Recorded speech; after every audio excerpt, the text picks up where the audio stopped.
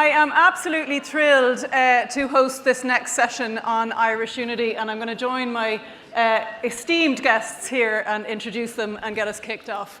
So we have, on my right, at the moment, Fintan O'Toole, Irish Times journalist and public personality, I would say, and Sam McBride, Belfast Telegraph journalist and also public personality.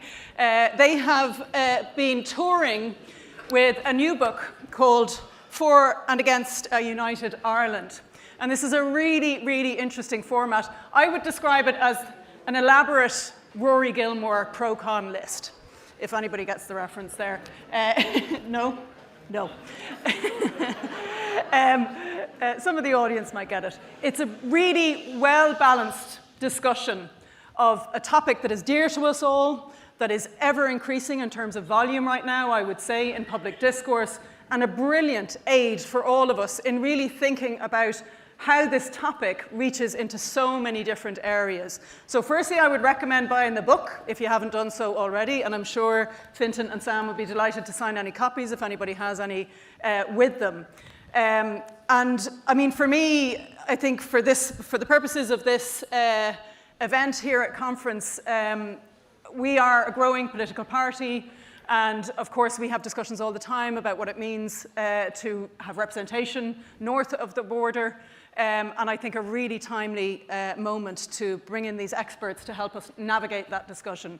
So with that, I'm going to hand over to Fintan and Sam, who are going to talk us through essentially what they've been doing. And then I'm going to interject at points. And then we will, towards the end, open it up to the floor for questions. So I'll hand over to yourself first, Fintan. Thank you so much. Thank you very much.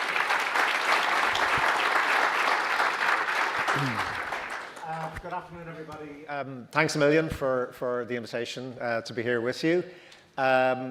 Just before we get into the substance of this, just to explain the slightly unusual format. Sam and I are really not here in our personal capacities, where we have a sort of a vow of omerta about our own views on the United Ireland. This project comes out of a long-term, very important academic project which is being run jointly by the Royal Irish Academy, which, by the way, has Royal in the title because it's a pre-partition body, which is an all-islands body. And it's strictly non-partisan. And it's in association with Notre Dame University in the United States. And it's called the Arons Project, and it's just doing academic research on what does the United Ireland mean, what needs to be done to, if it's going to happen, what are the economic implications, etc. So there's a huge body of research, but as usual, most people don't read the academic research except other academics. So the idea really was to do something which tried to bring this subject to a wider audience. And it is the case that Sam is from a broadly unionist background in Belfast, and I'm from a broadly nationalist Catholic background in Dublin. But neither of us was interested just in doing a kind of polemic on, you know, Sam against United Ireland and me for. What we wanted to do was really to try to lay out as honestly as possible that we would both do what we think are the best arguments for and the best arguments against. So the book has actually got 4 parts to it: my argument against United Ireland, my argument for United Ireland, and vice versa with Sam. So we're going to try and follow that format over about 40 minutes. We'll race through the basic arguments. We will change sides because I'm going to start off with the arguments against. We're both just going to give you a very quick headline as to why. I'm going to tell you why it's a terrible idea to start off. And actually, I could do it in one word, never mind 1 minute, which is Brexit. Just think about what a badly thought through, poorly prepared, slogan-driven, emotion-driven referendum on an existential question about the nature of your state can look like. And whatever you think about Brexit, and I'm sure most people in this room have the same views on it as I have, the process that led to that is utterly destructive. Britain's still dealing with it, will be dealing with it for a generation at least. And it's overwhelmingly the case that we are not ready for a serious discussion, north and south, because remember we'd have to have 2 border poles. People talk about a border pole. It's not a border pole. It has to be 2. The preparation has not been done for any of this, really, to get us to a point where we could really talk about what does this really mean for our children, our grandchildren? Is it going to make their lives better? And in what ways? You know, this is far too serious to be left to the slogans. And in my guise as someone arguing against United Ireland, I'm telling you that all you've got at the moment really are those slogans. Okay, lovely. Thank you, Fintan. Thank you, first of all, for the invitation to be here today, although I wasn't thanking you when my alarm went off at 5:55 a.m. in Belfast. But it's great to be here, and Fintan is very eloquent, and he's made some very impressive arguments there, but let me just tell you why he's wrong.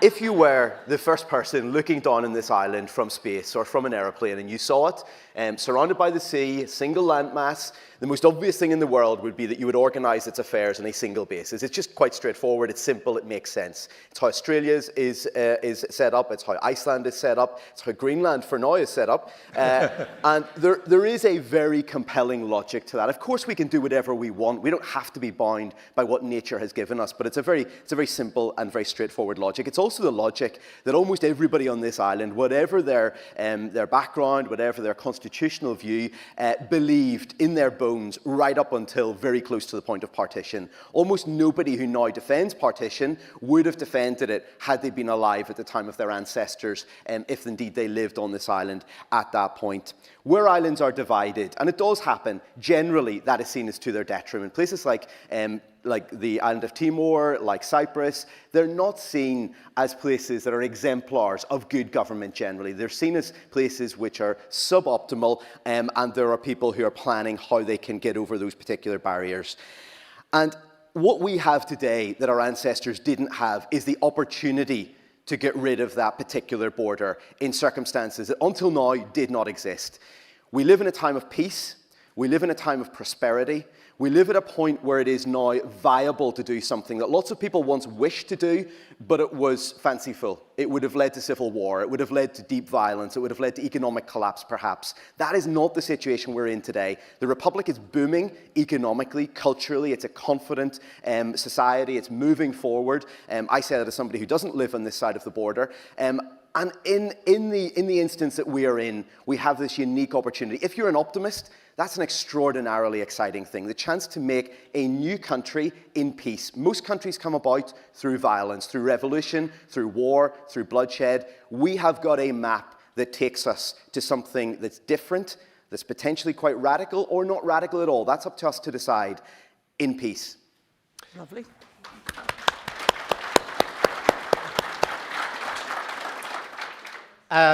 Sam idealistically asked us to look down on the islands from outer space and say, look at it, it's a single entity. Of course it is. However, you might just shift your vision across to the other island right beside us. Do we really want to say to Scots that they have no right to a national aspiration for an independent Scotland? Because, after all, Britain is one island and it has to be one entity. Do we want to say the same thing to people in Wales? I don't think most Irish people would agree with that proposition. Because when it comes down to it, what we know is that nations are not created by nature, they're created by history and politics. That may be regrettable, but it's always been the case, and always will be the case. And our history and our politics have led us to where we are now. Right? We may deeply regret it, we may think it's full of injustice, we may think that it isn't logical, but it is where we are now. And therefore, the question we have to face is not really one that's going to be solved for us by geography or by nature. It's a question which we have to think about really very profoundly in relation to, well, the reason why you're here as members of a political party, right, which is what makes people's lives better.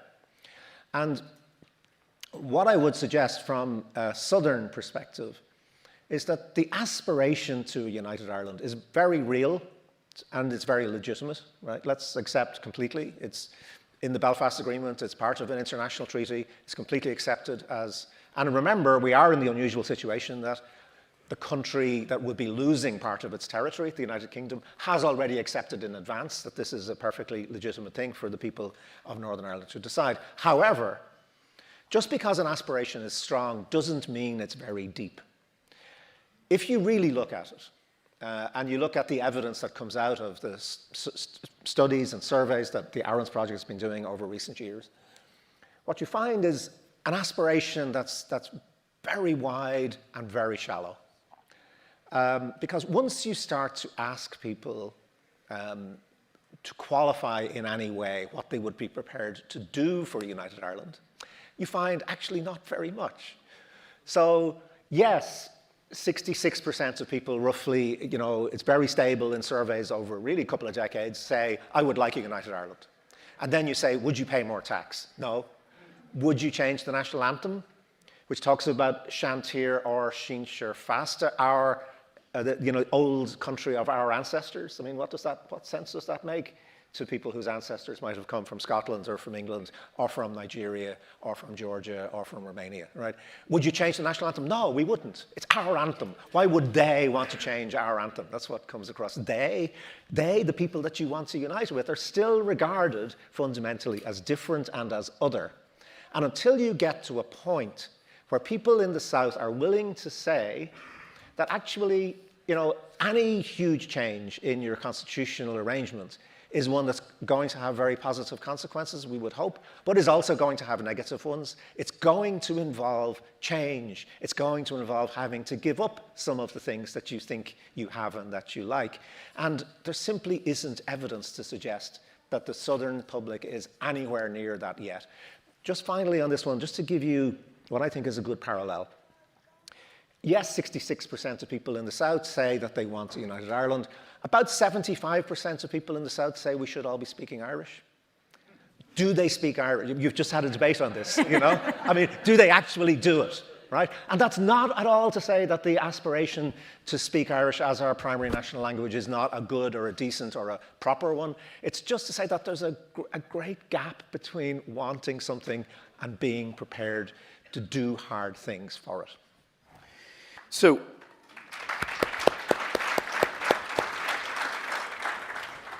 you guys love to clap. Fintan is right when he says that when people are asked on this side of the border, what would you give up or what would you compromise on or what are you prepared to hand over to help make this process work, they tend to balk at that. They tend to say, maybe not, or not right now, or not for me, maybe for somebody else. But while that is true, that is what the polling shows. The way we interpret polling is very important. I love polling. I'm a journalist. It gives me something to write about. It gives us a sense of what the public think. You guys will love polling because it gives you a sense of what people who might vote for you think. But we need to understand this. Where you ask somebody in a poll a question that they haven't thought about at any level, at all, or very shallowly, we need to be really cautious about thinking that their answer means something very deep. And so if you ask somebody, what about giving up the flag or the anthem or joining the Commonwealth, and they say no, well, if they haven't thought through what Irish unity might actually mean, the benefits, the potential drawbacks, the pain, but also the gain, what you actually get for compromising on this is something over here, I don't think that really tells us very much. And so we're guessing. But we've got something to go on when we're guessing as to what people here might think when they come to think about this more seriously.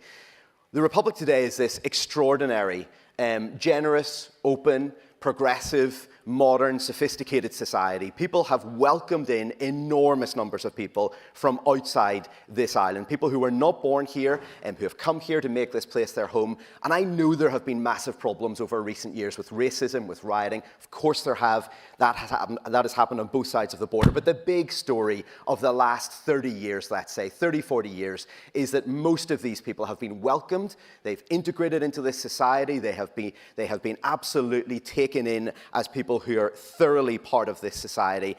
Is it credible to say that people in modern Ireland can welcome somebody from Nigeria or from Afghanistan or from Romania who's maybe not from a Christian background, who maybe doesn't have white skin, who maybe feels very different to the sort of people who lived on this island, say, 100 years ago?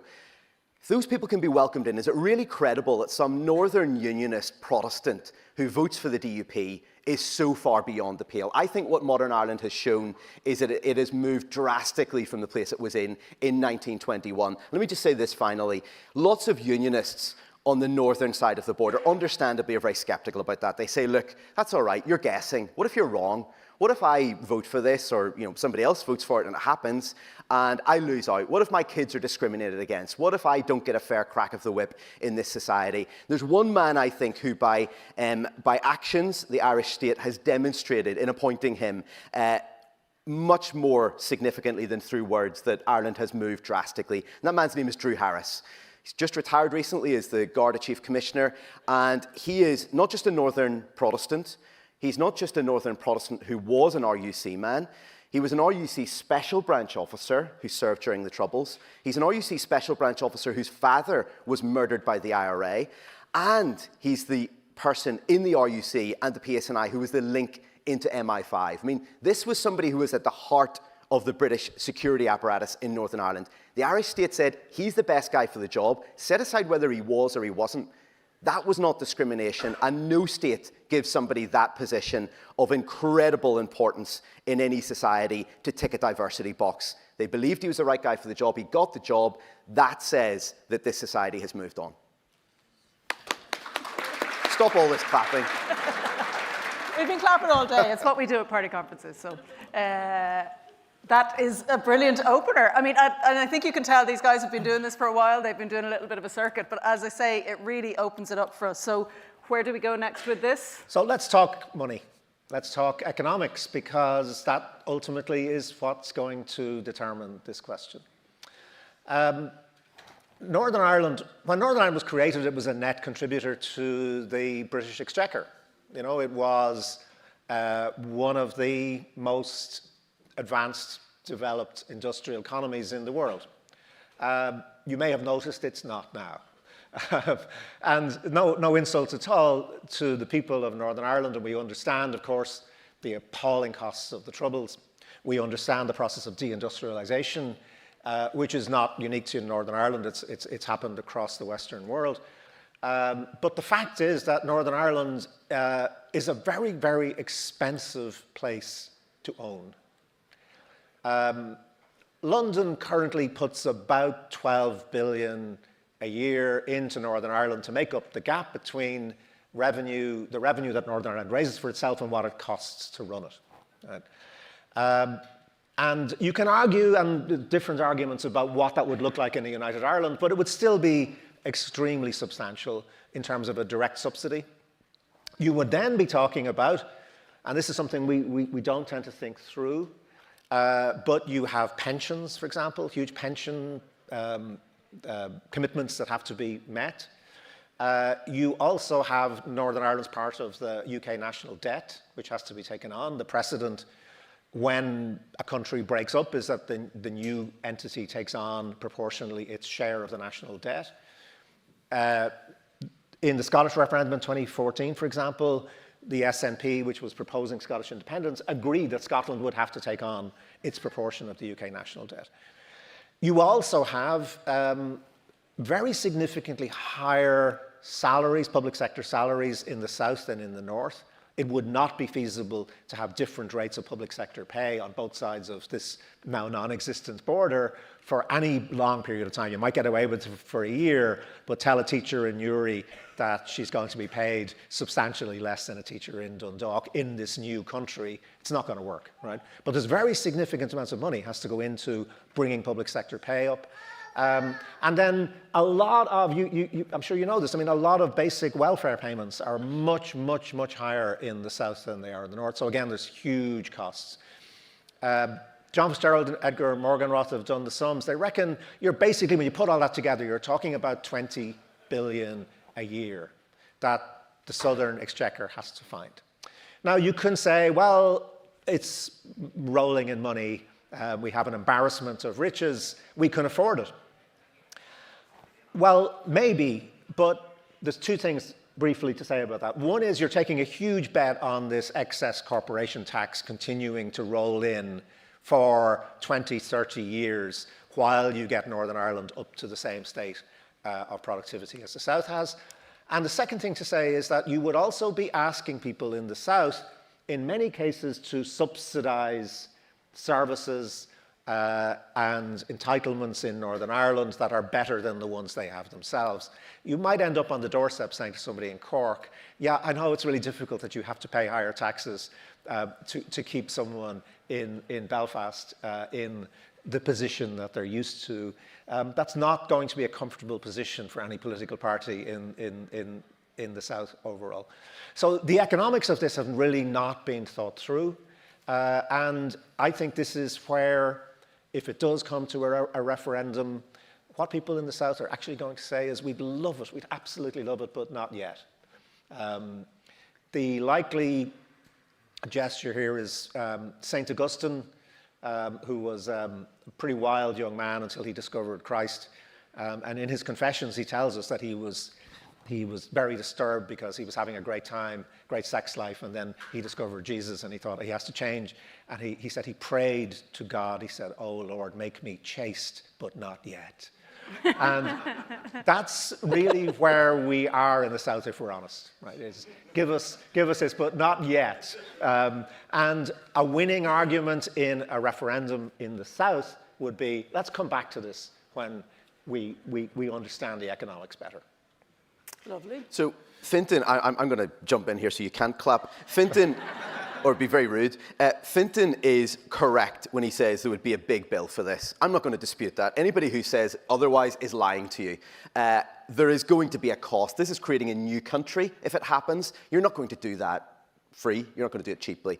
However, Ireland is a supremely wealthy country. Yes, there's the question of how durable is corporation tax, how durable is the southern economy, but it's already bounced back once from an extraordinary collapse. People questioned if it would come back. It's come back way stronger than it was. It's come back stronger from the attempt to rein in corporation tax around the world. It is still riding high despite Donald Trump, despite tariffs. I'm not saying that's guaranteed. Of course it's not. But there is this massive war chest that is building up. There is a sovereign wealth fund that is already growing day by day, that by the point we get to this, may make this pretty academic. There might be so much there that actually the arguments about economics are not really where this is about. But also, the argument about economics often gets bogged down in simply looking at one element of the ledger. It says, here's how much it would cost, and that is a fundamentally misplaced way to look at any economic question. You have to look at cost and benefit. The benefit here would be the Republic gets a heck of a lot more territory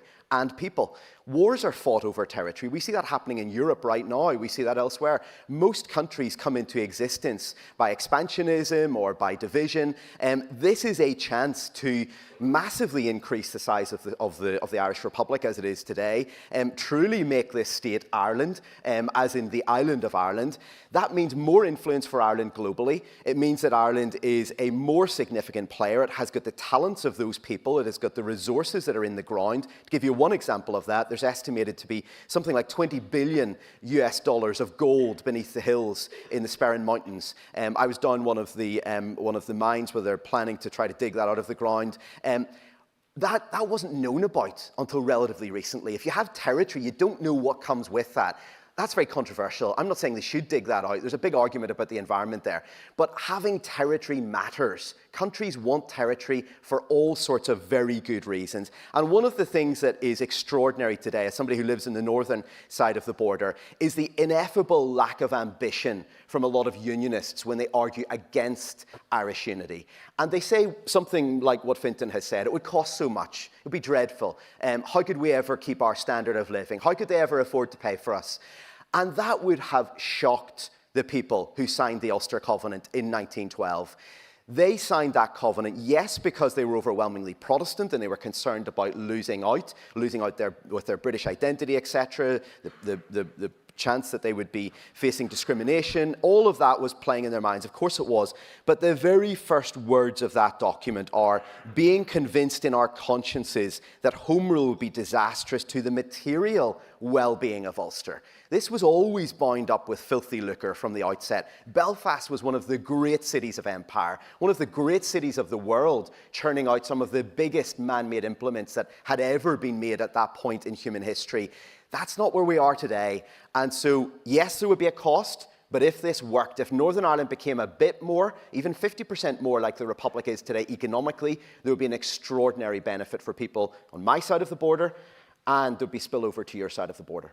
I'm just going to mention time here because we are now at half an hour left, and I am going to try and get us back onto track. So we started a few minutes late. But I hope you can all see that this is quite a head-spinning experience reading this book, because you're looking on one side going, oh yeah, and then the other way around. So I think we'll move. Yep. We'll change now, and we'll move. Right. I've had quite enough of that side. Literally head-spinning. Okay. We're going to try and speed up, but I'm going to tell you now why United Ireland is a fantastic idea. So let's go back to basics here very briefly. Why did and does Northern Ireland exist? It existed for three reasons, and you could say they were pretty good reasons. They were substantial reasons, right? The first reason was, as Sam has said, economic, right? Northern Ireland was a very, very different economic space from the rest of the island, or the 6 counties that became Northern Ireland were. That's gone. It's just gone, and it's not coming back. You know, the industrial culture of the early 20th century has largely disappeared. The South is actually a more industrial economy and society than the North is, and that change is not just about economics, it's about everything. It's about how we live. For example, when Northern Ireland was established, I mean, the North was very urbanized and the South was very rural. And that remained the case for a long time. 1971 was the first year in which a majority of people in the South were living in towns, never mind cities, even in towns, you know, over 10,000 people. But this is now an urbanized society. The two urbanized societies, people live the same kind of lives, they watch the same kind of TV programs. You know, this sort of the cultural divide that came with this industrial versus agrarian divide, that's gone. The second reason that Northern Ireland existed was demographic. I mean, let's be really blunt about this. It was created in order to have a permanent Protestant majority. That's why it was drawn the way it was. Why it wasn't Ulster, the 9 counties of Ulster, it's the 6 counties. Why? Because it would forever and ever have a Protestant majority and could therefore lord it over its Catholic minority. That's why it was set up the way it was. That's gone, and it's not coming back. There is no Protestant majority anymore in Northern Ireland. There's no Catholic majority either. It's a double minority situation that you've got there. But again, that's not coming back. And the third pillar of the reason this place was created was you had an indissoluble link between reactionary conservative politics in Britain and Ulster Unionism. They took it up as a cause with which to further their own class interests in the early part of the century and into the 1920s. And that lasted again for quite a long time. It is gone. Why do we know it's gone? Look at Brexit. Look at the attitudes to Northern Ireland that came out during the whole Brexit debacle. We saw that Brexit voters who are now, you know, this is Farageist conservatism, when asked, was the loss of Northern Ireland a price worth paying for Brexit, overwhelmingly in study after study, they said, yeah, it's fine. So those 3 reasons for the existence of Northern Ireland are entirely gone. They're not coming back. And when the 3 pillars of some entity crumble, that entity simply cannot continue for very much longer. While some of the arguments for Irish unity on the surface seem very alluring, and I hope you found them very compelling when I made them, but I hope you don't find them compelling now, they involve the insurmountable obstacle of abandoning a situation which has been getting progressively better over recent decades. Belfast is a transformed city from the city that I grew up in. Dublin is a transformed city from the city that I visited as a child. Cork is a transformed place for the better from when I visited as a tiny child. There is a massive improvement on this island that we often forget. I know as a journalist that we obsess about what's happening right now. Something's broken, some politician, has screwed up, some civil servant has bungled. It's important we report that, but sometimes we lose sight of the big historical picture, where we've come from and how incredibly privileged we are to live in the time that we live in. If leaving the European Union for Britain was a massive problem, a headache which still has not gone away, despite all sorts of aspirin that's been poured into the head. There is a massive challenge here that nobody to this day has been able to conclusively say they could solve. How do you create a new country in circumstances where there is no plan, where there is this deep history of tribal division, where there is the potential for violence, where there are massive economic challenges in terms of the cost of Northern Ireland, the difficulties of Northern Ireland, and one of the most terrifying things to me as somebody who lives on the northern side of the border is that when I went back when I was writing this book and read what was being written in the 1960s, the early 1960s, in Northern Ireland, in Belfast, by people from a whole range of backgrounds, Catholic and Protestant, Unionist and Nationalist, moderate and more hardline, there was this sense of optimism, a sense that they had decisively put behind the troubles of old. They were moving on. The Second World War had gone. The world was a better place. It was a less grey place. Things were getting better economically. Big companies were coming in and investing. And they had no idea of the horror that was round the corner. They thought that they were better than their parents. I fear that people of my generation potentially think we're better than our parents, that we're conceited. We don't think we could do the things they did.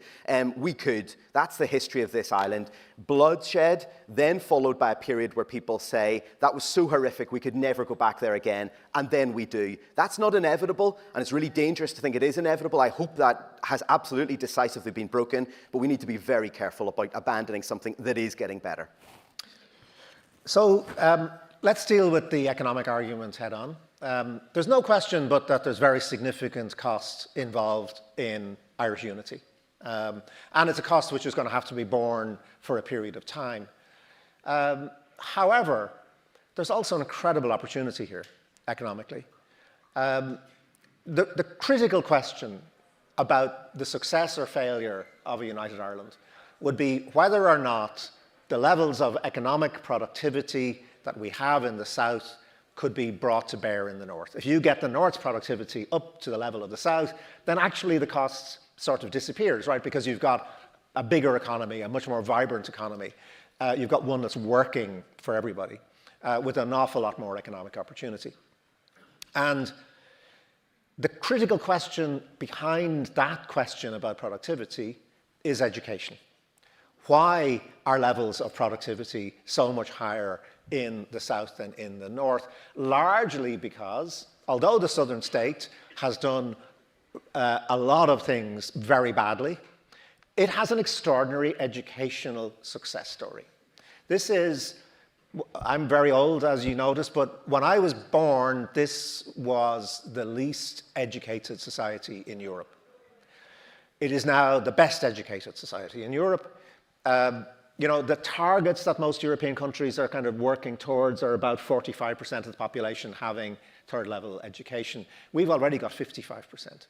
You know, in the relevant cohorts, we've got over 60%. We're heading towards having 2/3 of the relevant cohorts having third-level education. That's why productivity has risen so sharply.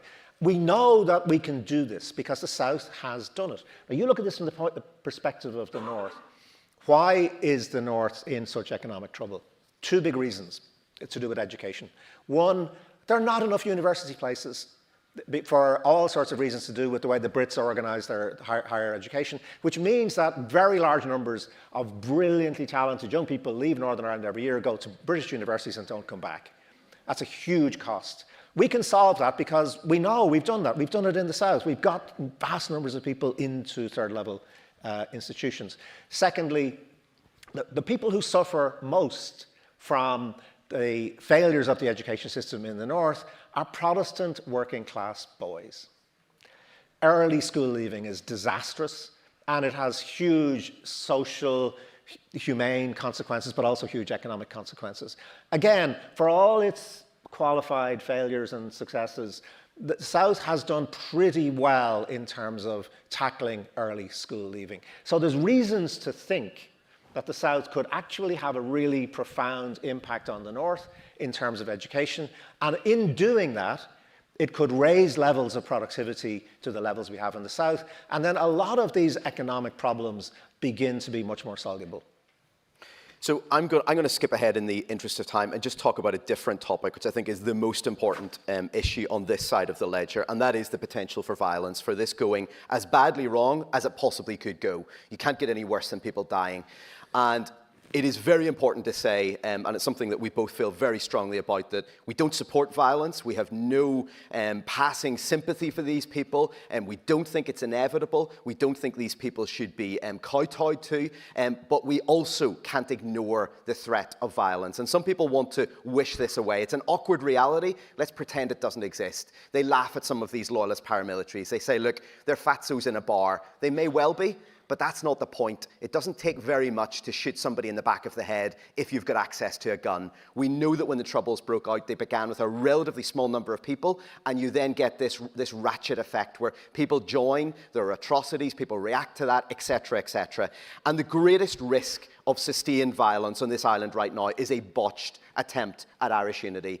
There is no other obvious catalyst for that. The dissident Republicans have been really crushed in Northern Ireland right now. They still exist, they still try to kill police officers, but they're really quite puny right now as we speak. Loyalist paramilitaries are much more substantial, but they're mostly involved in criminal activity, dealing drugs, prostitution rackets, all of the sort of classic things that go on both sides of the border. They do that in certain areas. But the most alarming stat that I came across when writing this book was that there are 12,500 estimated members of loyalist paramilitaries in so-called peacetime in Northern Ireland today. That's an assessment that was leaked a few years ago. It was done by the PSNI and MI5. It's the best we've got to go on. Is it up to date? Is it perfect? No, but it's a rough idea. There's a heck of a lot of these people. And we can see that. I've lived in a loyalist estate. I know what it's like. There is a very clear sense as to who's boss and who's in charge. The police are in bed with some of these people, not because they're necessarily sympathetic to them. They're not, but because they're afraid of them. They're worried there'll be a riot. There's this very incestuous situation where a lot of very powerful people have given these people far too much rope, and they have really grabbed onto it. But what was scary was that when I looked in at the other side of the border, if there was violence from these people, what ultimately would meet it in a worst-case scenario? There's half the number of loyalist paramilitaries in the Irish Army. Now, it's not comparing like with like. Of course it's not. Some of these people are fatzos sinking pints in a bar. But that's not the point. The point is there is a completely inadequate response to deal with this. You don't want to, obviously, have soldiers on the streets. Nobody does. But ultimately, that is the last line of defense that stands between us and anarchy, us and people setting up their own defense structures, as happened during the Troubles. And so you've got this massive problem where there is no way to police the waters of this island. There were, at the time when we were writing this book, there were 3 Irish military patrol vessels. One of those could go to sea. At that point, it didn't have a working gun. I mean, it's laughable, it's ludicrous, but it's not funny, because potentially this leads to people seeing an open goal and deciding that they will, with no moral compunction about this at all, decide that that's the way to stop Irish unity. Bombs, either on this side of the border or on the other side of the border, will scare people out of doing this, and that's a really dangerous thing to leave open. So will we open it up? Yeah. We have loads more to say. There's things about health and maybe we just open it up because... Well, yeah, I might actually please. have something to say. Of course, sorry. Because I asked the guys before I went in and realized this is going to be the easiest hosting panel of the entire conference. But I just hope you can see how much there is. I mean, particularly that last piece you spoke about, Sam, in terms of the kind of responsibility of going into this thinking about the potential for violence, thinking about it as a messy breakup and what that means. I think, really for me, what you're doing in this book, in this roadshow, is so vital right now. And I have a couple of questions, and then we'll throw it open to the floor because we have about 15 minutes left. And I want to start with the piece around exactly what you're doing, educating, talking to people, because I was up at the SDLP conference just a few months ago ahead of Christmas, and we had a panel with a number of politicians from here in the south talking about this topic. And one of the things that I really wanted to emphasize is from my experience. I'm somebody who grew up, I went to college up north, I have a lot of friends up north, I've actually worked in my previous role in formal north-south bodies, so I've had a really good kind of opportunity, I guess, to understand the culture, understand the issues, understand the differences and the similarities. And I visit there regularly. I have a lot of friends there. But when I was going to college, my buddies at the time used to say to me, like it was during the truce, And they used to slag me for like, oh, you're dodging bullets this week, like, because that was Southside Dublin ignorance of the northern context at the time. And genuinely, I don't feel it's moved on that much. So I guess my first question to you guys is, first of all, thank you for doing this, because I just think it's so important to bring this to audiences across this island right now. But secondly, how do you find that kind of knowledge and understanding of Northern Ireland in the south? And I think it's not the same, because I think there is a lot more of understanding of the south in Northern Ireland.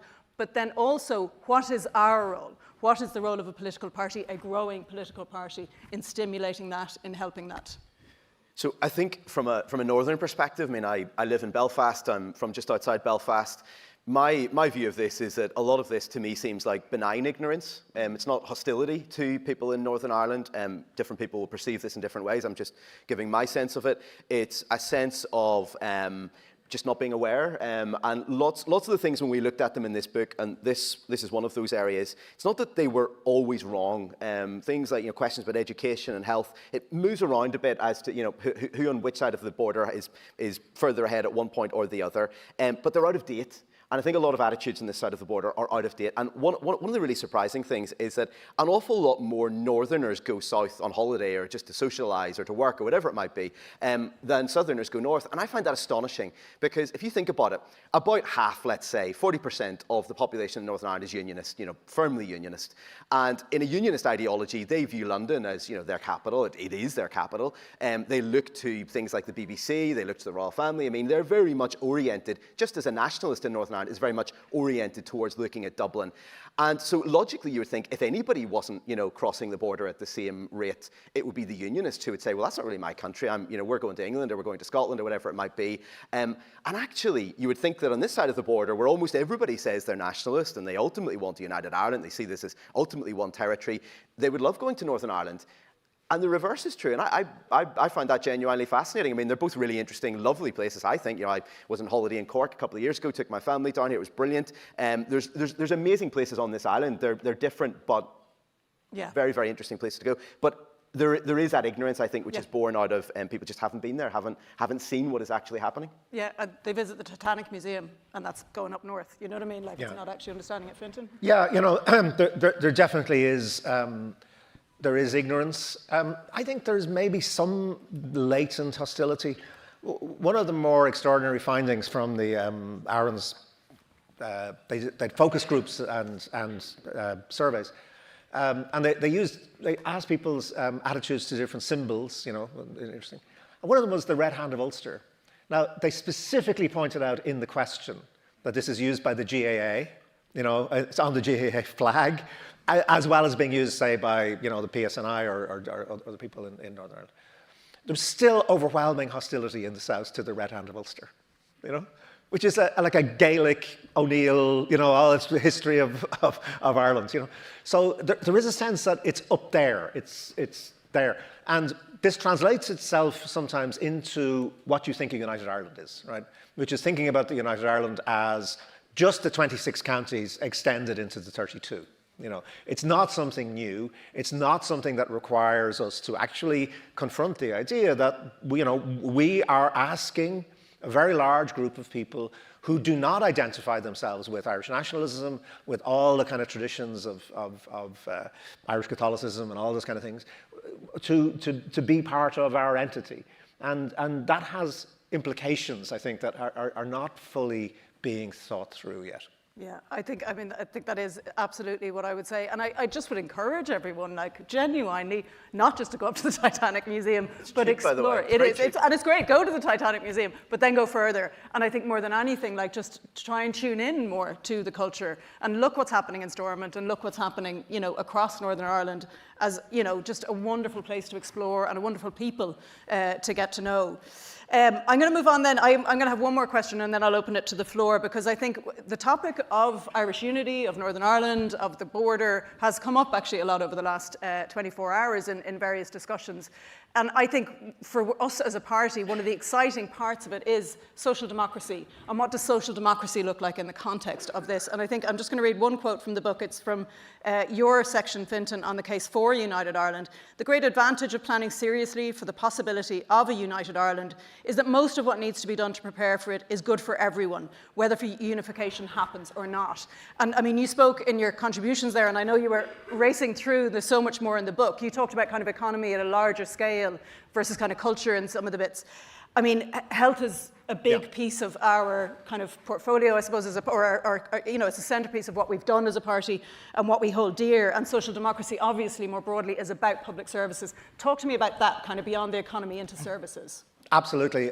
So the number one thing that comes out, particularly in the north in surveys, what people want to know before they vote in a border poll is not about the flag, it's not about the anthem, it's about the health service. Surprise, surprise. You know, people are really interested in things that have life and death consequences for them in their own communities, in their own families, right? And the health question is, I think, a very interesting one, whichever side of this debate you come down on, because it's shifted. 10 years ago, 15 years ago, the strongest argument against the United Ireland, particularly people in Northern Ireland, was they've got the National Health Service. You know, and this is as true of Catholics in the north as it was of Protestants. They don't want to give up the National Health Service. It means something very deep to people because it is social democracy. You know, it's the great creation, whether we like it or not, of that great Labour government in the United Kingdom after 1945. It's one of the greatest achievements in human history, right? You know, it's the Sistine Chapel of social policy, right? And people feel very passionate about it, and quite rightly, because it means so much to them. However, that argument has shifted very radically and for very bad reasons over the last 10 years, which is that the NHS in the north is close to collapse. It's there in principle, but it's not there in reality for people getting access. So you actually have two health systems now on both parts of the island, which fail to do the most basic thing, which is to treat every citizen equally in terms of access to healthcare. You know, we have apartheid systems developed on both sides of the island. So you could, and then this is me trying to be as open as possible about this, you could make that an argument against United Ireland. You could say, look, how can you possibly imagine that you're going to get a great integrated health service when we haven't been able to integrate our own health service in the south, even at the most basic level? Give us a break. This is just rhetoric.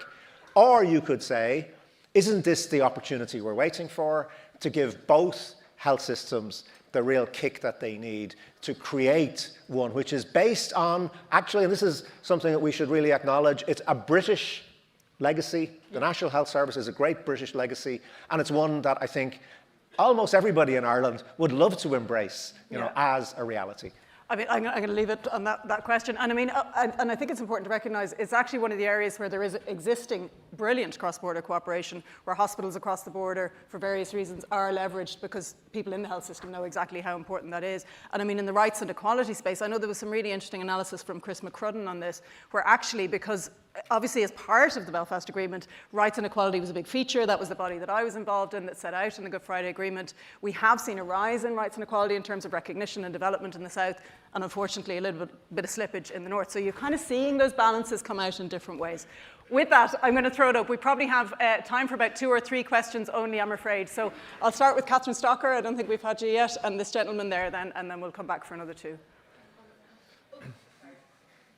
Hi all, Catherine Stocker, Dublin Bay North Branch. So I grew up in a border county on the south end of it in Cavan. And the reason my family were in Cavan was because they were kind of forced out of the north by independence and partition. And I think, like, having heard your arguments, and I've heard versions of them, I haven't read the book, but I've listened to varying podcasts with the two of you on them. You know, I think the economic arguments, you could go back and forth, you could make a case endlessly, and the same with many of the other arguments. But ultimately, I think, and you know, obviously with the consent of the people of Northern Ireland, I am not in any way saying this should be imposed. But I think there is a moral imperative for us to work towards the unification of the country if that is what the people of Northern Ireland want. You know, I know there's very strong feeling in certain parts of Northern Ireland among certain families that really they were completely abandoned by the Irish Republic, that we walked away and said, you know, good luck, have at it. And that they are now being abandoned by the British government in similar ways because they are not as economically viable as they might be, or they're not as, whatever it might be. They're not useful in the same way. So pending, I suppose, the consent of the people of Northern Ireland, which is key piece, I think there is a massive moral imperative that outweighs economics or any other aspect, and that we as a party should be positively championing that, I can't speak today, through things like National Health Service, through the desectarianisation of our own education system, through the measures that make us a welcoming place for all the people of Northern Ireland to join. Well said. Thanks, Catherine. We'll just take one more. The man in the cap there beside you. Thank you. Hi, AJ Rogers, Kildare South. I grew up in the north. My marriage is referred to as a mixed marriage, or a situation, if you ask my mother. Situation, you mean? Yeah, situation. I've kind of lost the accent after 20 years in the States. The question I have for you is actually kind of inspired by the earlier panel where one of the speakers made the point that a lot of major Irish policy changes come from external forces.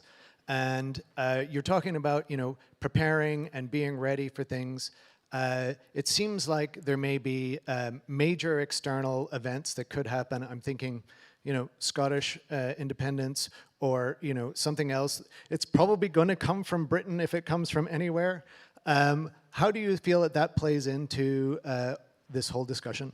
Okay, lovely, thanks. I'll let you guys answer back on those, and then we'll just take one or two more. Yeah, can I say on the question about this being a moral thing? I mean, that cuts both ways. So there is the possibility that people think they are doing a moral thing in uniting the country. They're undoing a great historic injustice, and there was great injustice to a lot of people, as we know, on both sides for different reasons. And in doing that, they actually create a new injustice. Or they do something that is very well intentioned, but it's bungled, and a lot of people die, or a lot of people get very poor, or a lot of people lose their jobs, or whatever it might be. So I think it's very important to have that sense of moral compass in politics. But if it's simply looking at this and saying it's the right thing to do, well, it's how you do it. And lots of people, it's very easy to say, let's have a border poll by 2030, whatever it is. This is a serious idea. Take it seriously. Do the work, real work, hard work, boring work. And some of the work is very boring. And on the gentleman's question here, I mean, there is I've now forgotten your question, sorry. About external factors. External factors. Yeah. So, I mean, the single biggest issue, I think, facing us right now that we can see, and we didn't see COVID, we didn't see war in Ukraine, we didn't see Donald Trump. That's just in the last 10 years. I mean, there's a lot that happens we don't expect, we don't see it coming. But the thing that we can see potentially coming is Nigel Farage as Prime Minister. He might be, he might not be, but it's entirely possible that it happens. And if it's not him, it may be somebody like him in the Tory party or whatever it might be. And if he was Prime Minister, what might he do? So doing a bit of what we've done in this, where you're putting yourself into somebody else's shoes and trying to think a bit like them. Well, if I was Nigel Farage, I would possibly call a border poll. Because I might want rid of Northern Ireland. It kind of screws up the type of Brexit he wants for Britain. It's keeping Britain shackled to the EU in ways he doesn't want. But even if that's not the case, even if he doesn't care what happens, or he actually wants to keep Northern Ireland as part of the Union, it throws the Irish state, the Southern Irish state, into a tailspin. He weaponizes this. Yeah. He knows that the Irish state isn't ready for this. They haven't done the planning. I think they have done some planning very, very secretly, but it's not proper planning. And so there'd be all of the apparatus of the state have to be harnessed for 2-3 years to this. Companies would look at that and would say, you know what, maybe we'll not invest there, we'll go to Britain, and that helps him. That's a really dangerous situation. Yeah, I had a genuine shudder when you mentioned Nigel Farage there. I'm going to take just one more question, because and the bright yellow T-shirt on John Hurley is drawing my item, so I'll give the last question to you, John. Sorry now that we can't have more, but I want to get us back on track time-wise. Thanks. John Hurley, Dublin Rathdown. I agreed with Left Chair Fintan that the worst thing we could do was walk into something like Brexit, on a glib decision without knowing what we're voting for. And then Right Chair Fintan mentioned that there was a great economic opportunity to be had. And that doesn't quite add up for me because of the way, the vibrancy of the Republic at the moment is based on economic activities in other countries. We haven't really created a productive economy with all our education. We ship people out to other countries with their educations. Yeah. But The great opportunity, I think, that preparing for a unification will bring about is to rewrite our constitution. Like currently we have the most centralised country in Europe. We create bodies like the HSE and Irish Water, which preside over the whole country instead of having regionalised bodies. And Northern Ireland has already got used to having a regional assembly. If we could create regional assemblies in the south to mirror that and allow them to continue with their northern assembly in a similar way, we could rescue the south from the existence we've created for ourselves. I'm going to give you 30 seconds each on that. Thank you, John. So in one of my guises, that's exactly an argument that I do make in the book. Just to finish up here, James Connolly, when talking about the issue of partition, which was on the agenda, like obviously long before the 1916 Rising, Connolly said, if you partition the island, you will get a carnival of reaction on both sides of the border. And whatever you think about whether partition was right or wrong, Connolly was right about that. You know, it was a formula for a carnival of reaction on both sides of the border. Why? Because it allowed two monolithic, distorted identities not to have to deal with anything else. Right? Unionist Protestantism could say those Catholics are just traitors. We have to keep them under. We don't have to deal with them really. And their rights, but also remember in the South, you know, it was everybody is Catholic, everything is this you know, one identity, and actually for all the weeping and wailing and all the rhetoric, you know, the ruling class in the South was very happy with partition, you know, because it didn't have to deal with all these goddamn Protestants, you know. Although I do like the fact that Brendan Behan, I was researching a different book, but Behan in prison. Was talking to some of his fellow IRA members, and he said, you know, when we get a United Ireland, and he said, yeah, he said, what are we going to do with all the fucking Catholics? But, you know, the real question is, how do we think about what does a post-carnival of reaction island look like, right? And it has to be an island which places human rights at the absolute centre of its value system. It has to be one that places pluralism at the absolute centre of its value system, and it has to be one that you know, is based on the social democratic promise of the possibility for government to make people's lives better by giving them access to all the things they need to lead dignified lives. Thanks, Fintan. And I'm going to give no. And I'm going to give the last word, please, to Sam McBride. So let me say this very quickly. We often, when we consider this issue and lots of other issues, forget the blessing that we have to live at the point when we live in human history. On this island right now, we are the healthiest, the wealthiest, the people with the best rights, the people who have got the greatest opportunities, the greatest education in the history of this island. Why are people pouring into this island from other countries, wanting to come here, make their lives here? Because this is a great place to live on both sides of the border. We often think about this in zero-sum terms. Wouldn't it be amazing if we got a United Ireland, or absolutely disastrous if we got it? You know what? When you look at this now, and it's not the situation it was in 1921 or 1951 or 1971 or even 1991, I think there'll be actually a fairly marginal change. Are we going to get massively more rights? Are people going to be discriminated against for their faith or their background? Are people going to be massively wealthier or poorer? I don't think so. This is a bit like the choice between being part of France or Germany, not between being part of Russia or Ukraine. We're incredibly privileged, and we should be careful not to forget that. Huge thank you to Fintan and Sam. And I just want to say thank you for being here today, and the guys were delayed on their way down, so I know they've adjusted their plans, so thank you for that. But thank you so much for the work you're doing. It's just so vital. Thank you. Thanks very much. Cheers.